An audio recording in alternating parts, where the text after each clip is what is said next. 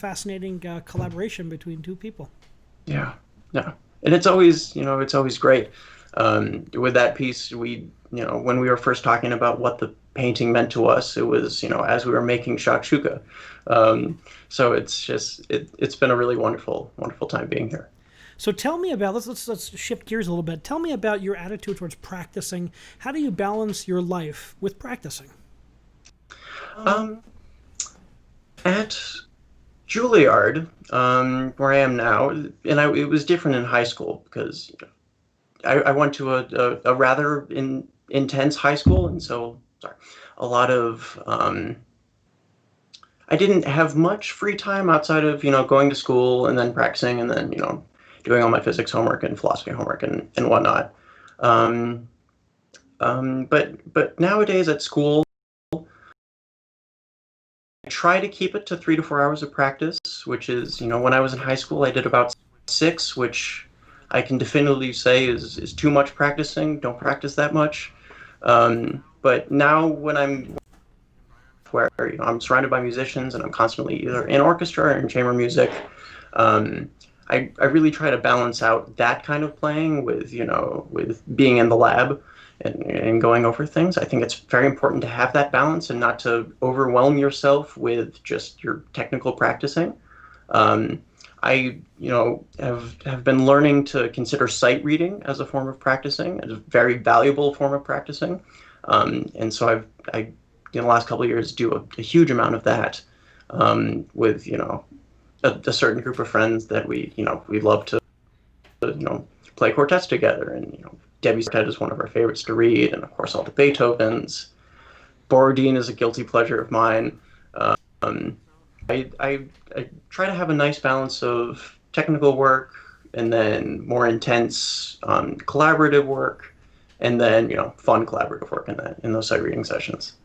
Luis from New Jersey asked, do you have any funny stories in your practicing routines or anything that comes to mind as being a funny story?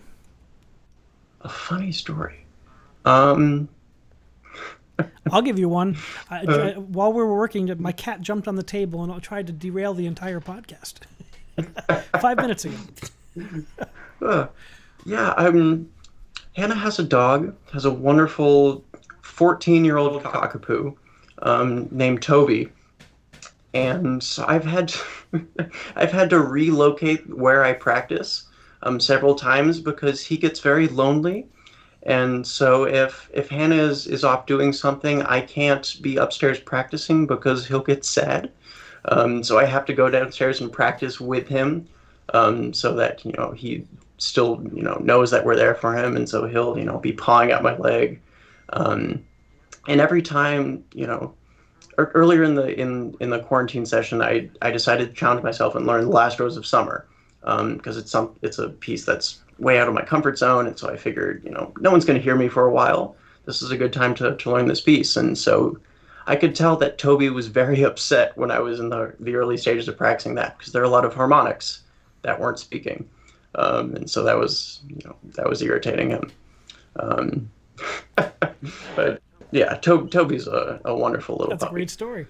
So tell me the instruments you've played in your journey. So tell me how does the changing of instruments affect the violinist, and bring us current on the instrument you're playing now, which has got an incredible history, and I look forward to chatting about that with you. Yeah, so the violin I'm playing right now is the wonderful 734 Stradivarius, the Ames Totenberg Strad, which, as you said, has a really incredible history. It was, played by the great violinist and pedagogue Roman Totenberg for 20 some years.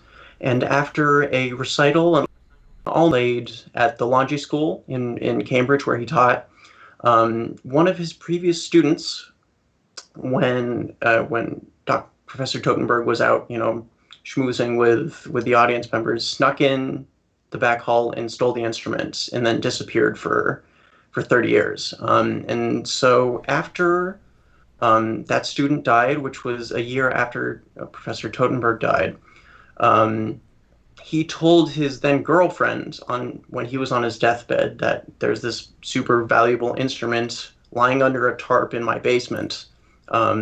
Go try to sell it and get some money.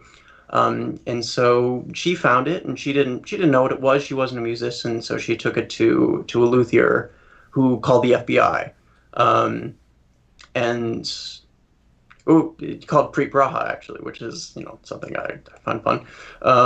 And so yeah, the violin was returned to Professor Totenberg's three daughters, who gave it to a wonderful shop in New York called Rare Violins, run by Steve and Bruno Price and Zeke Rossi. And the violin was in their custody for a couple of years, being restored, because when you steal a Strad, you can't exactly take it to a shop when a seam opens or something goes wrong. And so the violin was covered in just super glue, Oh from my when the guy had gosh. to glue his own seams.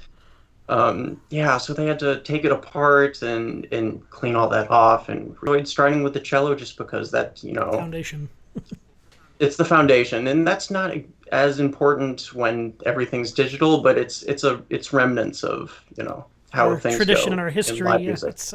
Yeah, yeah. I'm buried in doing a weekly virtual choir with recordings with a very large choral community down here. Every week we're putting out 60, 70, 80 member recordings, and it's always the organ for us, but then I'm adding brass instruments, and it's just interesting to add those complexities to asynchronous performance. And we have to, the editing process is so different than what a conductor normally would Yeah. do, but it's we keep communities engaged. We keep people excited about music, and it's very important work you're doing. I'm glad to hear that